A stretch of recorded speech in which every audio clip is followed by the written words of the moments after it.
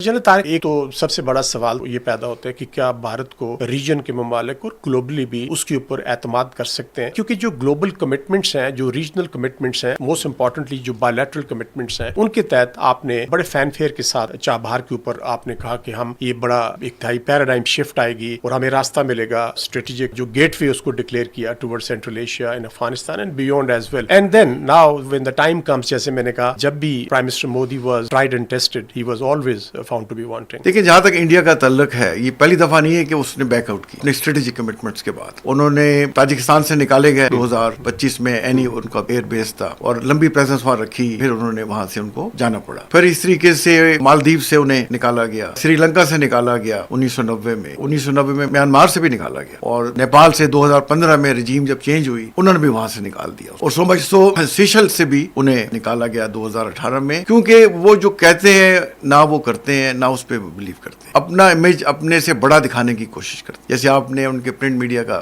حوالہ دیا، ان کی امبیشن یا ریٹورکس یا دعوے اپنی کیپیسٹی سے زیادہ ہوتے. جو انڈیا کی ورتھ ہے وہ جیسے شائننگ انڈیا کی بات کرتے ہیں، بٹ 60 سے 70% پاپولیشن پہ وہ پاورٹی لائن ہے. ڈیلی گورنمنٹ کی فوڈ اسسٹنٹس ہیں، اگر وہ نہ دیں تو شاید ان کا دن نہ گزرے. تو ایکچوئل حالت تو یہ ہے، اور دعوے بڑے بڑے کرتے تھے، اور ٹرمپ کو بھی کہتے تھے کہ مائی فرینڈ ٹرمپ، اور اسی نے دیکھے ان پہ پابندیاں لگائی. اور سب سے پہلے جب اس نے حلف اٹھایا تو بھاگے وہاں گئے، اور اس نے کہا کہ ہم سے F-35 لو اور $45 بلین کا ہمارا جو ٹریڈ ڈیفیسٹ ہے اس کو پورا کرو، اور بعد میں 50% پابندیاں لگا دی. اب اس سے شائع ہوئے کر رہے ہیں. تو انڈیا دیکھیں، وہ پاکستان کو، جیسے میں نے ان کا چنکیا کوٹیلیا کا ریفرنس دیا تھا، کہ اس کے فلسفی پہ وہ بلیو کرتے ہیں کہ ہمارے جو ہمسائے ہیں وہ ہمارے دشمن ہیں، ہمسایوں کے ہمسائے ہمارے دوست. بھئی آپ کے ہمسائے نے آپ کا کیا کیا ہے؟ آپ کے 6 ہمسائے سب سے آپ سے چھوٹے ہیں، رقبے میں بھی، سائز میں بھی، اکانومی میں. تو اتنی بڑی آپ جو فوج رکھی ہوئی کس کے لیے رکھی ہوئی ہے؟ اگر آپ کہیں کہ چائنا کے لیے رکھی ہوئی ہے، تو آپ کو تو دیکھیں، آپ نے تو اپنی ناک خود ہی کٹوا دی مار کے حق میں. تو چائنا تو آپ سے بہت بڑا ملک ہے، پاکستان جو 6 گنا چھوٹا. تو امریکہ نے بھی دیکھا جاوید صاحب کہ ہم تو اس کو تیار کر رہے تھے چائنا کے لیے. تو اگر یہ 4 دن کی مار نہیں سہ سکا پاکستان کی، تو چائنا کا کیا مقابلہ کرے گا؟ تو پھر انہوں نے بھی تھوڑی سی اسٹریٹجک ری الائنمنٹ کی اور پاکستان کے ساتھ جڑے. اب دیکھیں جو بھی حالات دنیا میں چل رہے ہیں، کل آپ دیکھیں ڈیوس میں ٹرمپ صاحب اسپیچ کر رہے تھے، تو ہمارے بھی سارے چینل لائیو دکھا رہے ہیں، دنیا بھی دکھا رہی ہوگی، بیکاز فل سپر پاور تو امریکہ ہی ہے. وہ جو ٹرمپ کہے، چاہے اچھا کہے برا کہے، دنیا ہیز ٹو ریئیکٹ ٹو ہم. انہوں نے کل پھر کہہ دیا کہ 8 جہاز ان کے